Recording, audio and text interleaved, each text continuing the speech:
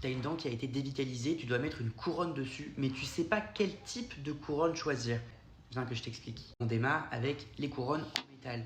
Elles sont donc grises à l'extérieur et grises à l'intérieur. Esthétiquement, ce n'est pas les plus jolies, mais généralement, on les met sur les molaires, les dents du fond de la bouche, parce que ça ne se voit pas réellement. C'est des couronnes qui sont vraiment très solides. La deuxième couronne dont on va parler, c'est la couronne céramo-métal. Céramique à l'extérieur et métal à l'intérieur. Celle-ci, elle est déjà beaucoup plus esthétique et elle est aussi assez solide, mais le fait qu'il y ait un peu de métal en dessous, c'est une couche de métal qui est fine, ça permet quand même une certaine élasticité. Ça, c'est une couronne qu'on va mettre principalement sur les incisives ou les prémolaires. Le souci de ces couronnes-là, c'est que de temps en temps, la gencive, elle se rétracte un petit peu et on voit ce petit liseré gris qui se note au-dessus de la dent.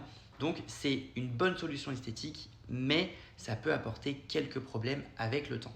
Et enfin, on a les couronnes qui sont toutes blanches à l'extérieur et à l'intérieur. Il y en a deux types, les couronnes en zircone.